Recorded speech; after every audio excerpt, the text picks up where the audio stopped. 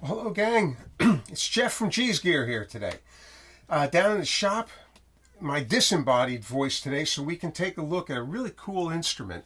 This is a harmonium. This is a Khagen Sardar harmonium from India. It's got a lot of cool features. Now, I'm a guitar player primarily. I'm not a keyboard player, and you're going to find that out in short order. But this is a great instrument, not just for keyboard players, but it's a great instrument for guitar players. It's a great studio instrument because it adds a kind of a world music vibe.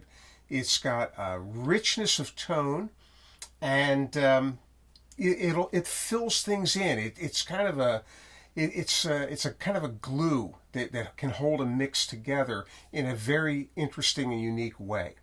So I think what we'll do is we'll start by taking a quick look at how it functions basically, for assuming many people have no real experience with these. And then we'll put it through its paces so you can hear some of the different sounds. And normally it would sit with this little cover over top of the reeds. I took the cover out just so we could expose the reeds and show this to you. But what a harmonium is it's a kind of a pump organ where you pump air into a chamber where that air passes over reeds, and they're metal reeds. The reeds are dampened until you press a key. I just pumped a little air into that, and so that air is being released now by that key. And that key releases and it lets the air move over the reed, and the sound emerges from it that way. So you have to pump air into it. To some extent, you have to pump air into it kind of continuously, and you'll see me doing that. This opens up, and you get a little bit better look at it here. All of the keys are attached to metal reeds, this may or may not come up in the camera here, but there are metal reeds all along the back of it here. And you can see that there are various chambers down below. This will be important later. We're pumping the air in underneath all of this, and then the air comes up into the different chambers, and we use stops like you would use stops on an organ to release that air into different parts of the harmonium so that it can make different sounds.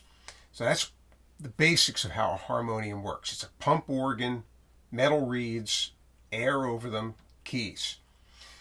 What makes this one interesting is it has a lot of other features to it. This is what's called a 9-scale harmonium. While it looks like a standard keyboard, what happens here is that you can actually move the keys over different reeds. And in that way, you can take something that you have learned to play in one key and you can transpose it to another key without having to relearn how to play it. So if you play something in the key of C and you've got a singer, and the singer says, that's too high for me. Can we move that down to A? Instead of relearning how to play the tune in the key of A, we just use our 9-scale harmonium and move it from C down to B, down to A sharp, down to A, and play the same thing, and it comes out in a different key. What it also has over here, this button, this is called an octave doubler. When this button is pushed in and we play a note, it also plays the note an octave below it. If we take that back out, we just get the one note. So we can thicken the sound by doubling the notes on it. Below this are stops, drones and stops. The ones that are gold colored are drone notes. If we pull one of these out, the air that I've pumped into it is now playing a note, and it plays it constantly. Different note, and so forth. The notes are G sharp, A sharp, C sharp, D sharp, and F. Now, I say that, of course, as a guitar player. We always think in sharps, right? So it's G sharp or A flat, A sharp or B flat, right? And so forth and so on. The instrument, by the way, is tuned to an A440. The silver ones, these regulate how the air flows through the harmonium so that you can direct more air to different parts of the harmonium depending on where you're playing. And they can, as we'll see, have a kind of a profound impact on the quality of the sound. So with all that in mind, we've got a scale changer here, 9 scales. We've got an octave doubler here. We have drone notes over here. And we have stops that regulate where the sound comes from. What I'll do, pull one of the stops out here, and I'm going to play a little section, and I'll use the same section over and over in this demonstration so we can hear different sounds on it. And again, my apologies, I'm not a piano player, right? But so we'll figure that part out. Well, let me take this back out, play one note at a time.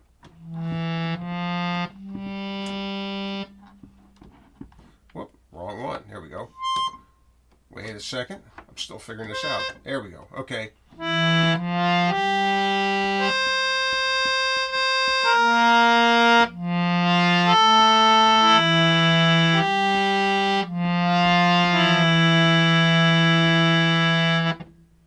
then it stops. Okay. Now, what I'm playing, Within You, Without You, by George Harrison. As you saw, I'm starting on an E, F, G, I'm playing C, I'm playing a B flat, that's flat 7, and those are the basic notes in it. There's also a D sharp in here, or an E flat, which we can think of as a flatted 10th. What I'm doing, this is important for this little illustration, I'm playing in the key of C, but I'm playing modally. I'm playing mostly white keys. I'm using the flat 7 here and a flat 10 over here, but it's in C. So now I can take that same thing that I was playing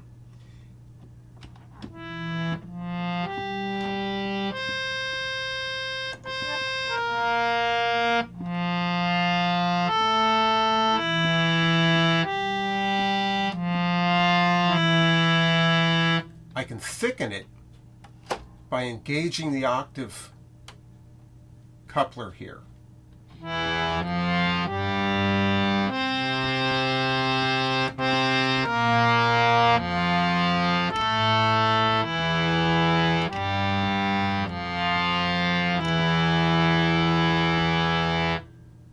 Or I can think about adding a drone note, which would be something common in Indian classical music.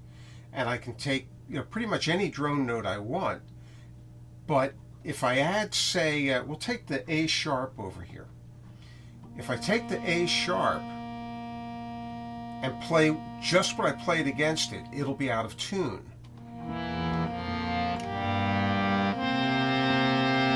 Right, so that's not going to work. So what do? We take the scale changer and we adjust it so that something that had been in the key of C, we move it down to A sharp, like this. Now we engage this stop, and we play the same thing.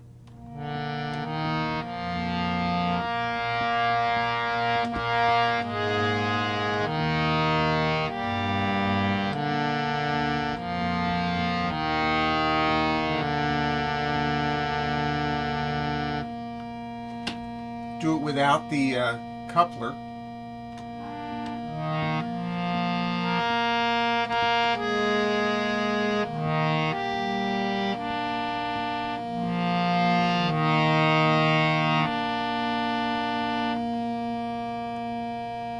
As long as that drone note is pulled out, that drone note will sound until the air that we've pumped in has all been released, right?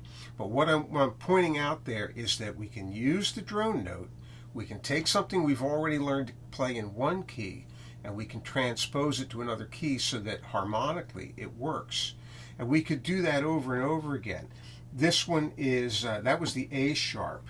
This is a G sharp down here. Take this and move it all the way down to G sharp.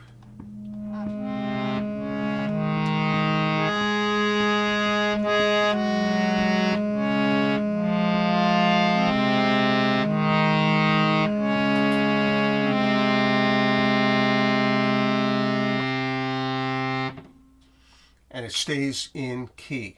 So it's very cool to have that scale changing capability.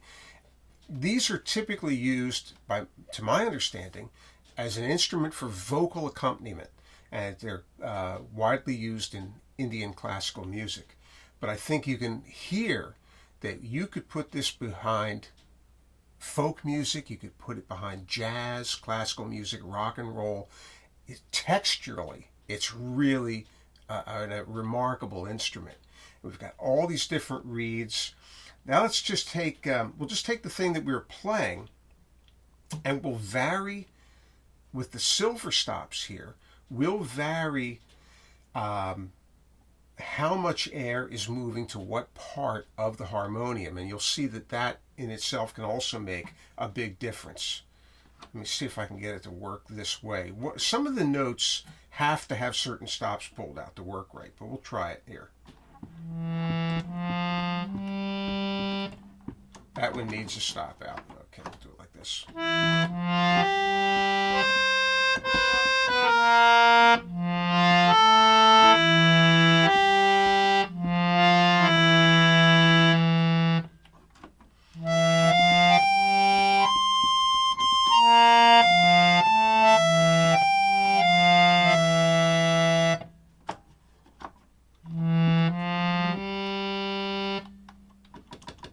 That one needs another stop out too.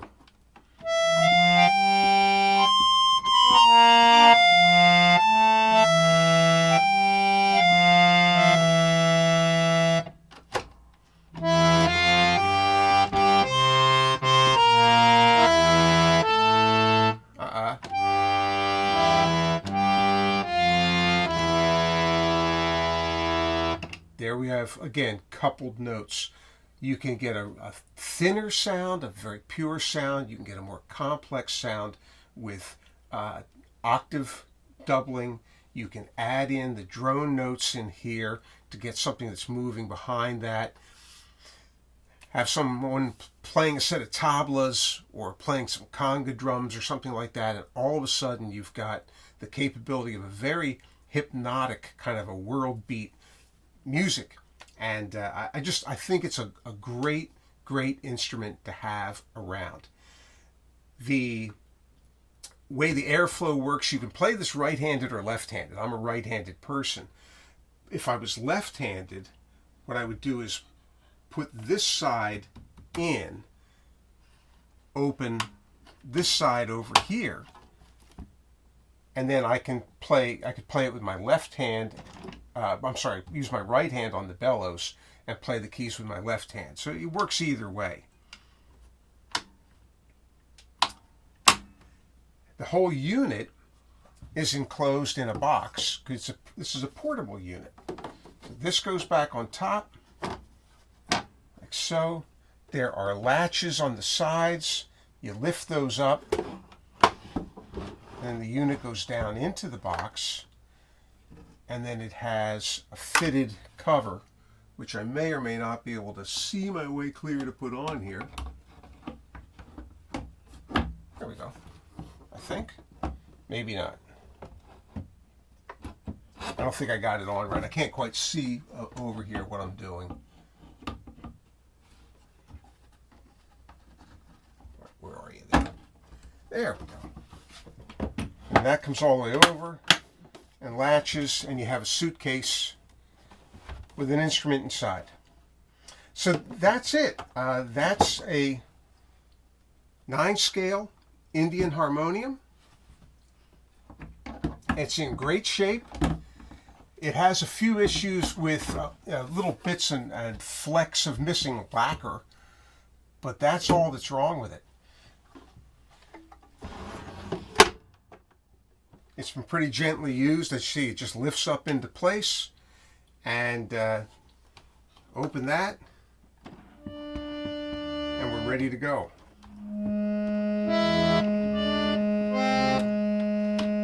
Scale changers.